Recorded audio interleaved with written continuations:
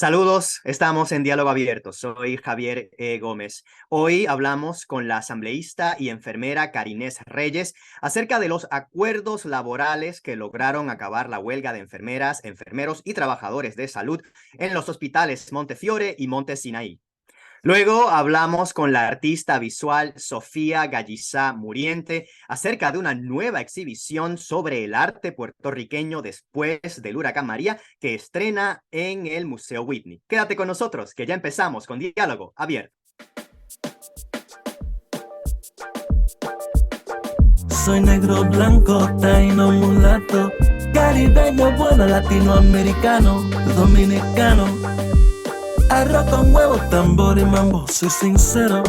Del pueblo no te miento, un chamaquito con un sueño que traigo herencia. Recientemente se llegó a un acuerdo laboral con las enfermeras y los trabajadores de salud en el Hospital Montefiore y en el Hospital Monte Sinaí aquí en el Bronx. Y para hablarnos de este acuerdo que recién fue ratificado, damos la bienvenida a Karinés Reyes, asambleísta representante por el Distrito 87 y también enfermera. Saludos, asambleísta. Saludos, Javier. Gusto en verte. ¿Qué acuerdos se llegaron con este nuevo convenio colectivo? Bueno, hay varios puntos a la cual llegaron el comité de enfermeras representando a las enfermeras con el hospital. Uno de ellos, por supuesto, es un aumento salarial, pero en realidad la huelga y el tema de las negociaciones era lo que le dicen una proporción de pacientes enfermeras. Y las enfermeras ya han tenido una campaña por varios años hablando sobre esa proporción. Porque ellas entienden que mientras tienen más pacientes a su cuidado en cada turno, aumenta la posibilidad de que un paciente se le haga daño. Entonces es más seguro que una enfermera cuide menos pacientes por turno. Y ese es el punto de negociación que siempre ha sido muy contencioso con los hospitales. Sin embargo, hay un proyecto de ley que se pasó el año pasado, pero que al final no terminó siendo ese lenguaje que las enfermeras querían y en aplicación no ha sido tan fuerte como ellas quisieran. Entonces, y yo lo viví también cuando estaba trabajando en las unidades durante el COVID, pero recientemente, porque yo trabajo en el hospital cuando me llaman y estaba ahí todo el mes de diciembre. La realidad es que los pacientes están más enfermos y hay menos enfermeras, están cansadas y cada vez que uno trabaja, termina uno cuidando más pacientes cada vez. Y ahí es que llegamos a ese punto de negociación. Ahora con este nuevo acuerdo, las enfermeras llegaron a tener un mecanismo ejecución, um, Sí. enforcement, para poder asegurar de que cuando el acuerdo que llegaron, que el hospital lo cumpla. Porque siempre han habido al lenguaje que decía cuántos pacientes una enfermera se supone que cuidara durante un turno, pero a veces eso cambiaba porque el marco de las enfermeras, cuántas enfermeras habían por unidad, cambiaba día a día. Este mecanismo asambleísta que usted dice que les ayuda a las enfermeras a confirmar que en efecto se está aplicando una proporción justa y Correcto. balanceada y funcionable, ¿cómo es? ¿Cómo funciona? Bueno, primero requiere que una enfermera ponga una querella diciendo, esta asignación que me dieron, los pacientes que me asignaron demasiado pacientes o unos pacientes que son demasiado agudos para yo poder cuidarlos salvamente. Entonces, eso después empieza un proceso que son 2 pasos y dura 2 meses, donde cuando se verifica que en realidad se rompió el acuerdo de la proporción de pacientes, entonces se le paga una multa a la enfermera, que para ellas es algo que nunca se había visto. Ningún otro contrato, sin embargo, no solamente en el estado y la ciudad de Nueva York, pero en el país, tiene lenguaje así. Y eso crea un precedente ya para las enfermeras a través del país, qué significa esa proporción, moviéndonos ya más adelante cuando estemos negociando estas proporciones. ¿Define ya el nuevo acuerdo qué es una proporción balanceada y manejable de pacientes y enfermeros cuidadores de salud? Sí, para aquellas unidades de pacientes críticos, los ICUs, son 2 pacientes por cada una enfermera o enfermero. Aquellos pacientes agudos, a base de ellos tienen una rúbrica que indica que es un paciente agudo, es 4 pacientes por cada una enfermera. Y para los pisos, las unidades que son Med-Surg, son 5 pacientes por cada una enfermera. Similar también hay una rúbrica que se va a aplicar para la sala de emergencia, también a base de qué tan críticos sean los pacientes por enfermera.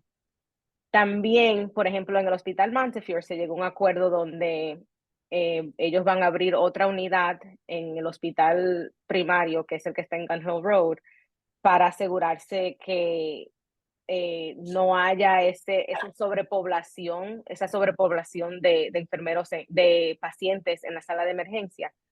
Ellos que llegaron a un acuerdo que se va a abrir para a principios de mayo de este año una nueva unidad que va a poder tomar esa capacidad de pacientes, esa cantidad de pacientes para que ya no estén en los pasillos de la sala de emergencia y no sobrepoblado en la sala de emergencia también.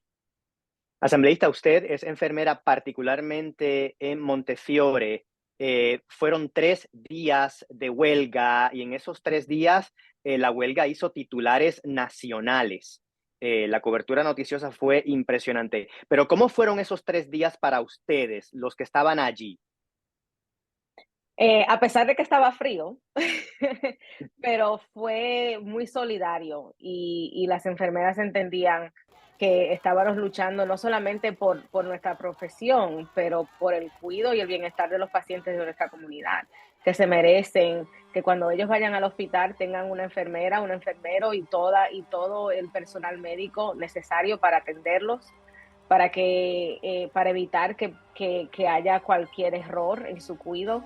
Y eso es importante, y esa era la lucha, en realidad. No solamente el aumento salarial, que sí recibimos, y las enfermeras se lo merecen después de haber trabajado tanto durante la pandemia, pero más aún son los retos y lo que pudimos lograr para la comunidad del Bronx. Y en cuanto al aumento salarial, asambleísta, ¿qué dice el nuevo acuerdo? Ellos tienen, yo creo que es un total de un 22% sobre 3 años, 8% en el 2023, 7% en el 2024 y 6% en el 2025, porque el contrato es de 3 años. Y también hay aumentos para hay un diferencial para, ellos tienen un grupo de enfermeras ambulantes, le llaman un float pool, que son las enfermeras que se encargan de cubrir cuando hay una escasez de enfermera en una unidad en particular. Eso en sí es difícil porque la enfermera no sabe cuando llega a trabajar en qué unidad va a estar trabajando y requiere que tenga tenga ese conocimiento de todas las unidades independientes, y a esas enfermeras que trabajan en ese float pool también le van a dar un diferencial de $5 la hora por encima de lo que ganan por hora ahora. ¿Hay algunos asuntos que se hayan quedado pendientes, que no fueron parte de esta huelga o contrato o negociación, pero que todavía quedan por resolverse? Sí, la realidad es que tenemos una escasez de enfermeras y ellas están demandando que se consigan más.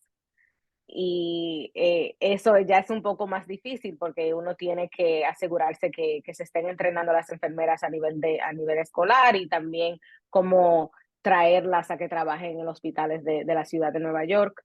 Ellos tienen un compromiso, pero yo me imagino que eso es algo que se va a revisitar ya cuando negocien otra vez en 3 años. Me hace pensar eso en el asunto, como usted menciona, de educación, preparación y reclutamiento. Eh, ¿Qué me puede decir usted en este momento particular de la historia, no? Todavía con algo de la pandemia de COVID, con las realidades de lo que conlleva ser un trabajador de salud. ¿Es la enfermería una buena opción de carrera? Absolutamente. Y no lo digo solamente porque soy enfermera, pero cuando yo me convertí en enfermera, eso cambió mi vida. No solamente financieramente, porque es un trabajo que paga muy bien y me permitió proveer para mi familia, pero es algo que en realidad llena a uno cuando uno va a trabajar, porque uno se siente con propósito. Y para una persona que quiera que quiera llegar a trabajar y servir a su comunidad, es una carrera muy buena y yo recomiendo a cualquier persona que esté pensando en ella que lo haga. En realidad necesitamos más enfermeras y más enfermeros y es una carrera que en realidad beneficia mucho a uno. Me da curiosidad, ¿hay una edad ideal? Por ejemplo, estamos en una economía que ahora mismo se está transformando con las economías de la innovación, la digitalización, y hay muchas personas en este momento que están en transición de carrera porque incluso su carrera ya está caduca porque son tecnologías que ya ni existen. ¿Es la enfermería una buena opción para las personas ya de mediana edad que incluso tienen que transicionar de carrera? Sí, sin embargo, cuando yo estaba estudiando enfermería hace, ¿cuántos años? No quiero decir, pero tenía estudiantes conmigo que también estaban cambiando de carrera a media edad y es absolutamente una opción. La realidad es que también la enfermería está cambiando mucho. Hay mucha tecnología que ahora se está envolviendo más en lo que es el día a día del trabajo de las enfermeras y en el cuidado de los pacientes. Una persona que pueda lidiar con la tecnología y que también tenga la capacidad para volver a estudiar, yo lo recomiendo. A nivel legislativo, Karines, ¿qué queda pendiente o se está cocinando en cuanto a los derechos de las enfermeras y enfermeros? Bueno, estamos hablando ahora mismo sobre aquellas enfermeras que le dicen de práctica avanzada, que ya tienen una maestría, que a veces son nurse practitioners, que tienen la habilidad de recetar. Estamos viendo cómo practican en el estado de Nueva York para que puedan practicar más independiente como practican en otros estados, porque ellas forman parte del cuidado primario, que tenemos también una escasez de doctores de cuidado primario, entonces queremos asegurarnos que tengamos más de ese tipo de enfermeras y enfermeros para llenar ese cuidado y prevenir muchas de las enfermedades y condiciones que vemos en las salas de emergencia, por ejemplo. Entonces, eso es parte de algo que estamos trabajando legislativamente en el estado. Gracias por esta información y felicitaciones por el nuevo convenio. Gracias. Es la asambleísta Karines Reyes, representante del Distrito 87 y también enfermera en el Hospital Montefiore. STEM is everywhere, like here, behind the scenes of The Walking Dead. When we break down clothes, we tumble it with trisodium phosphate, rock salt, and dish detergent. We stitched together images of our model and created a 3D set that can be walked through in a VR headset. We're able to turn 12 walkers into 1,000 walker hordes. STEM can create new worlds on and off the screen. What will you make with STEM? Get inspired at shecanstem.com. El tema de Puerto Rico llega al Museo Whitney con una nueva exhibición hasta el día 23 de abril de este año 2023. Y para platicarnos de qué se trata y qué podemos ver, damos la bienvenida a Sofía Gallizá Muriente, una de las artistas visuales participantes. Saludos, Sofía. Hola, buenas. Un placer estar aquí. Sofía, esta exhibición se llama No existe un mundo post-huracán. Arte puertorriqueño después del huracán María. ¿Qué contiene esta exhibición? Pues esta exhibición está compuesta de la obra de alrededor de 20 artistas, entiendo, distribuido equitativamente entre artistas residiendo en el archipiélago de Puerto Rico y artistas viviendo en la diáspora, que todos de distintas maneras hemos estado reaccionando, respondiendo, documentando nuestras experiencias y la realidad en Puerto Rico en los últimos años. No todos los trabajos son exclusivamente trabajos que se han creado después del paso del huracán María, pero sí todos hablan desde distintos lados de la realidad política, ambiental, emocional, de los puertorriqueños, de distintas formas, desde distintos medios. eh, En y cuanto a formatos, Sofía, ¿qué formatos se presentan en la exhibición? Se presenta de todo un poco: pintura, video, escultura, distintos tipos de trabajo. También va a haber una programación en vivo que sé que pronto va a incluir un performance en vivo de Awilda Sterling. Así que también ha habido programación y va a seguir habiendo programación. Pronto también en las próximas semanas va a haber un conversatorio virtual del que voy a estar participando junto a otros artistas. Así que de distintas formas también pues han habido distintas oportunidades de que los artistas compartamos nuestras ideas sobre los trabajos. También se produjo un documental en varios capítulos donde se entrevistaron a muchos de los artistas. Así que todos estos elementos adicionales también están disponibles a través de las plataformas web del museo. Sofía, ya a 5 años después o más de 5 años del huracán María, más todo lo que ha experimentado Puerto Rico, los terremotos con los temblores de tierra en el sur de la isla que todavía continúan literalmente diario, más el verano, los acontecimientos del verano del 2019, cuando hubo el cambio de administración gubernamental, aquel escándalo. Se han pasado tantas cosas. ¿Qué es lo que busca decir esta exhibición dentro de todo este contexto? Bueno, yo creo que todos esos eventos que tú mismo cuentas han sido acontecimientos eh, pues, transformadores para Puerto Rico y que han generado una visibilidad internacional para Puerto Rico eh, nueva y que ha traído el interés, ¿no? Y la curiosidad de muchas personas que no conocen nuestra realidad, nuestra historia. Y yo creo que justamente pues la exhibición lo que intenta, yo creo que es asumir esa atención, ese momento de escucha y de curiosidad, y asumirlo de una forma crítica, asumirlo como una oportunidad para no solo hablar de todos estos eventos que estás mencionando, sino incluso pues proponer desde el arte otras maneras de pensar esos eventos y también de imaginarlos, ¿no? O sea, de pensarlos en términos visuales.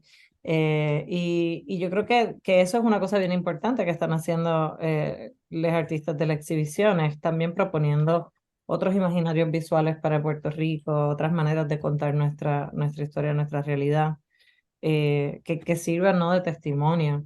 Y que le permitan entonces a muchas personas que están teniendo la oportunidad de visitar la exhibición no solo informarse sobre Puerto Rico, sino realmente complicar ya sus propias impresiones, sus ideas, sus experiencias.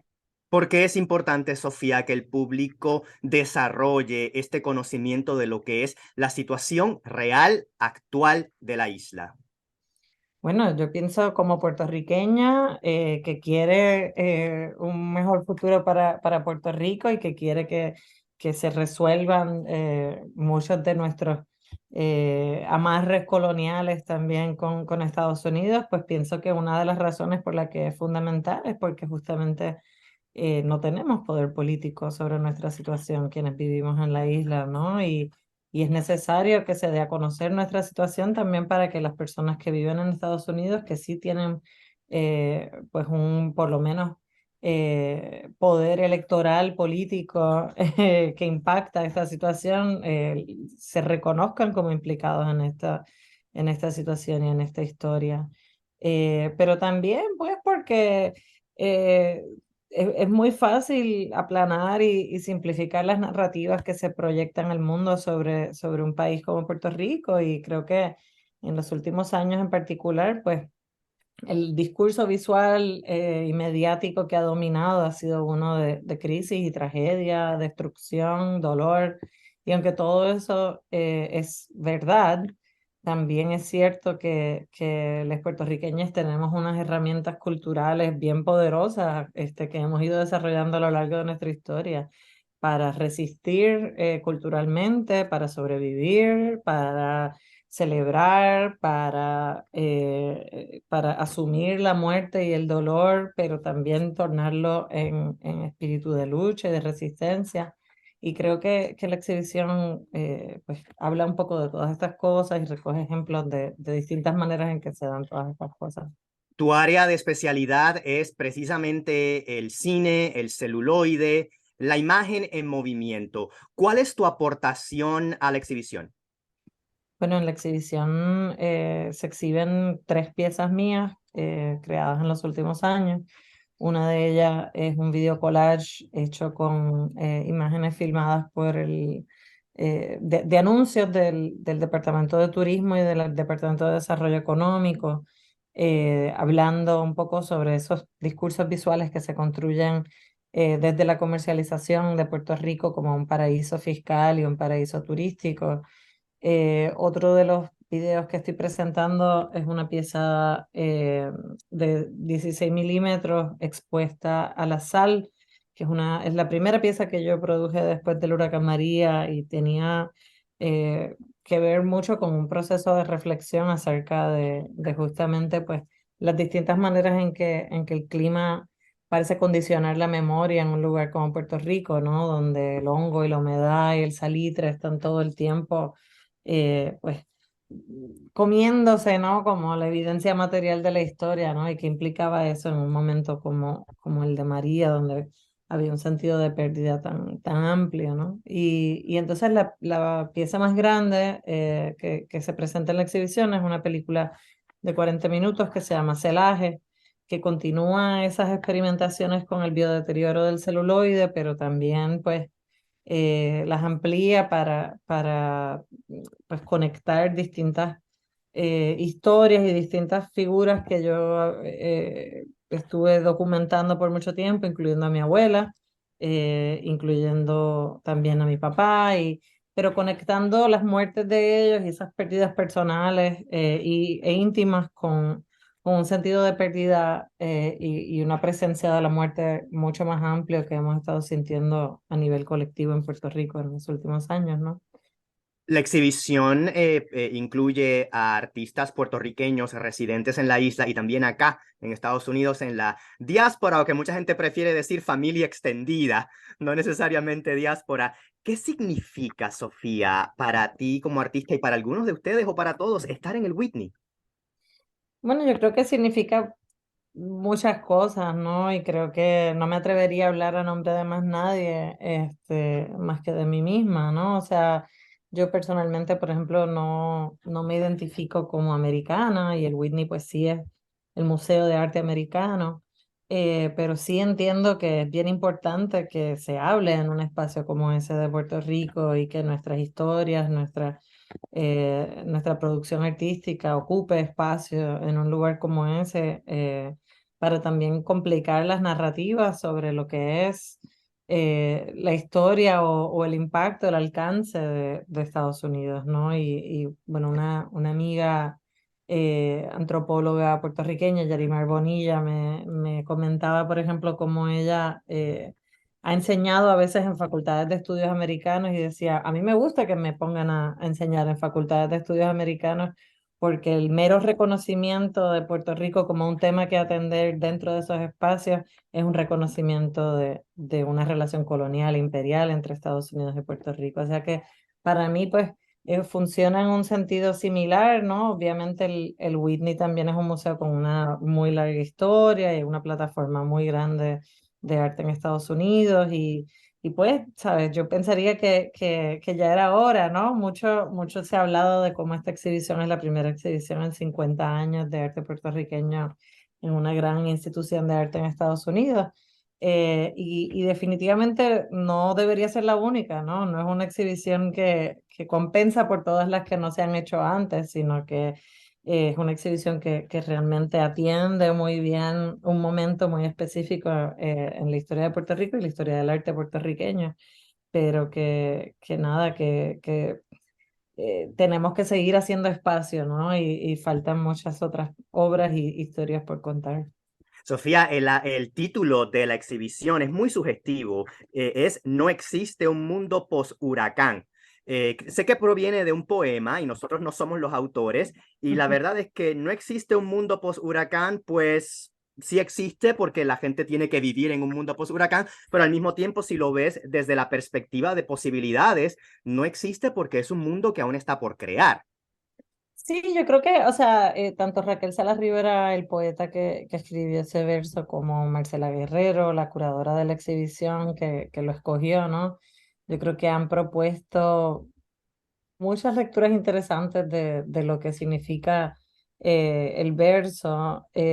Para mí personalmente, pues tengo como sentimientos un poco encontrados, ¿no? O sea, por un lado, pues como tú dices, quiero pensar que sí, que no estamos atascados únicamente en el huracán, que nuestra vida no quedó como congelada en ese momento y que el huracán no debería ser el único punto de partida o de final de nuestra crisis y de nuestra realidad, ¿no? Pero a la misma vez sí entiendo que queda tanto por sanar, queda tanto por recuperar, por reconstruir. O sea, el huracán Fiona del año pasado fue una perfecta muestra de eso, ¿no? ¿Cuánto queda todavía por atender? Yo ahora mismo estoy en la isla de Vieques, por ejemplo. Vieques sigue sin hospital, ¿no? Desde el huracán María. O sea que sí entiendo también, ¿no? Y puedo entender ese sentimiento de que todavía estamos un poco en esa vorágine. Y también creo que una cosa que ha comentado Marcela, que para mí tiene mucho sentido también, es que el huracán nunca va a ser una cosa que superamos por completo como una realidad del pasado, porque vivimos en un momento de crisis climática mundial, ¿no? Y que este tipo de desastres y todo este tipo de crisis políticas, personales, ambientales que además generan los huracanes, es una realidad que cada vez es más frecuente, que cada vez está ocurriendo en más lugares, y que también puede ser un lugar bien importante desde donde como entender las cosas que tenemos en común o trabajar en conjunto, ¿no? Crear quizás alianzas o diálogos que no hemos imaginado, ¿no? Que nos pueden servir, que nos pueden nutrir con otras comunidades que están pasando por estas cosas también.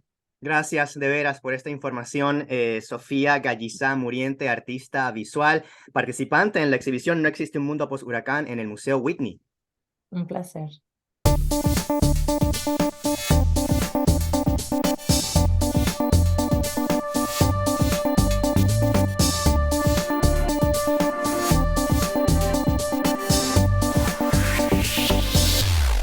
Gracias por acompañarnos en esta edición de Diálogo Abierto. Recuerda siempre que puedes ver este programa en bronxnet.org y también el canal de Bronxnet en YouTube, donde también puedes compartirlo con otros. Nos vemos en la próxima.